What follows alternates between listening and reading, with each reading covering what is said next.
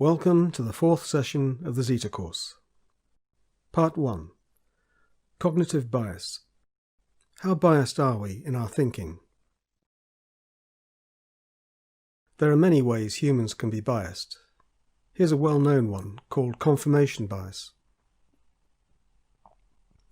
This is where we seek out evidence that support our beliefs and ignore evidence that contradict our beliefs.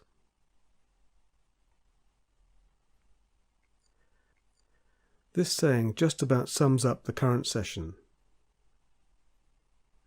The first principle is that you must not fool yourself, and you are the easiest person to fool. Let's begin by clarifying what we mean by human bias, or rather cognitive bias, as it is usually referred to. A cognitive bias is an error in thinking that affects the decisions and judgments that people make. They are due to a range of factors, including a lack of knowledge or ability, for example, poor reasoning skills.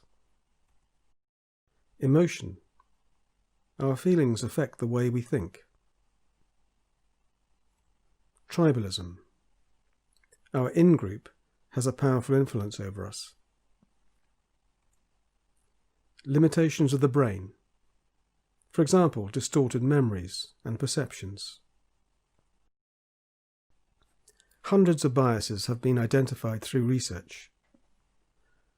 Let's look at a few of them at work in the Brexit campaign. The illusory truth effect. That's a tendency to believe that a statement is true if it is easier to process or if it has been stated multiple times. Politicians are well aware of this bias, hence the endless repetition of sound bites. Brexit means Brexit.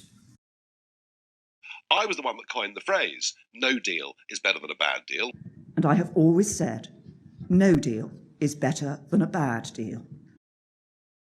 We should be suspicious of repetition and simple explanations. Here are a couple more. We want this country to be great again. We want this country to be great again. We want this country to be great again.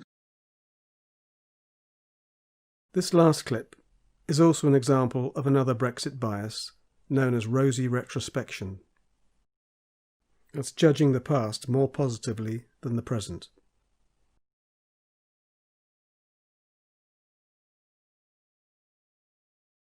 Then there's the pessimism bias. That's the tendency to overestimate the likelihood of negative things happening. A vote to leave will push our economy into a recession. Within a year of the referendum, inflation would be over 2% higher. House prices would be hit by at least 10% and as much as 18%. Within 2 years, at least 500,000 jobs would be lost. So that's what it means to vote to leave the EU.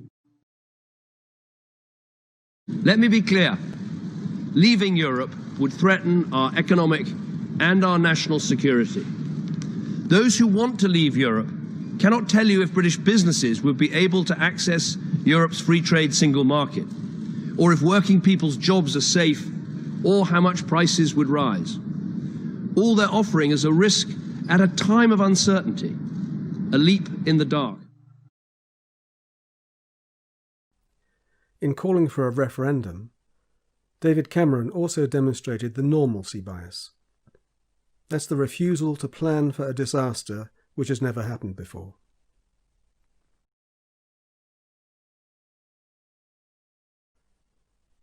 Human biases often come in pairs of opposites. Perhaps this explains why the country is so polarized. This is the optimism bias, the tendency to be over-optimistic or wishful thinking. I'm incredibly optimistic. I was involved in the Leave campaign. I think that leaving the European Union creates huge opportunities for this country, and I'm really positive about Britain's post-Brexit future. And if you think about it, you know, the free trade agreement that we will have to come to with the European Union should be one of the easiest in human history. Liam Fox demonstrates another bias called the planning fallacy. That's the tendency to underestimate task completion times. Another bias is called loss aversion. People prefer avoiding loss compared to gaining an equivalent amount.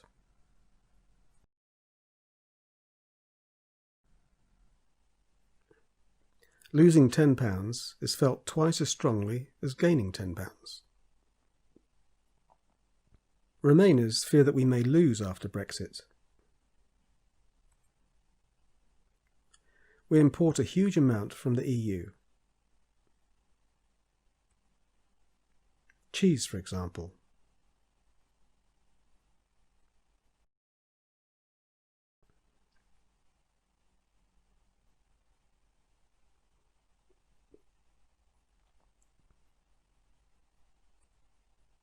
And wine.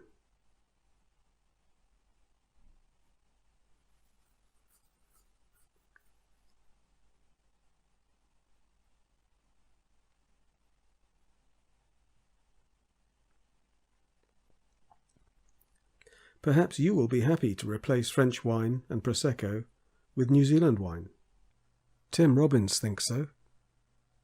I don't think the customers will think it's too harsh if we can get equivalent or superior products perhaps at a significantly better price. So it's been very successful selling still wine from outside the EU, and I think it'll be successful selling sparkling as well, where the EU's had a bit of a stranglehold up to now. If I come to your pub with my partner, I'm going to say, you know what, sweetheart, I'll have a glass of champagne. And he'll say, they haven't got any. I'll say, okay, I'll have some Prosecco. And he'll come back again and say, they haven't got any of that either because they're not selling any Italian or French stuff anymore. But would you like some sparkling stuff from Devon? And I'll say, you know what, I'll have a gin and tonic instead. Remainers are more prone to the status quo bias. That's the tendency to like things to stay relatively the same.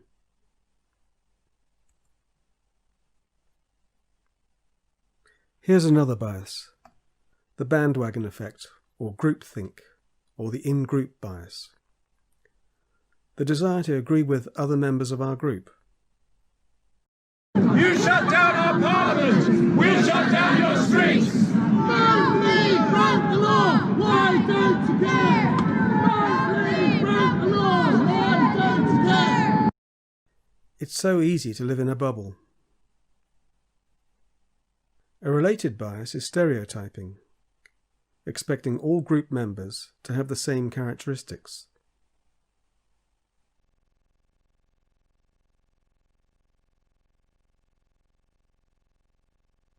And then there's the sunk cost bias, continuing to support a decision that was probably wrong.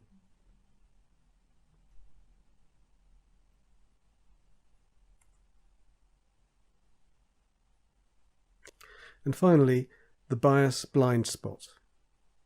That's a tendency to see oneself as less biased than other people.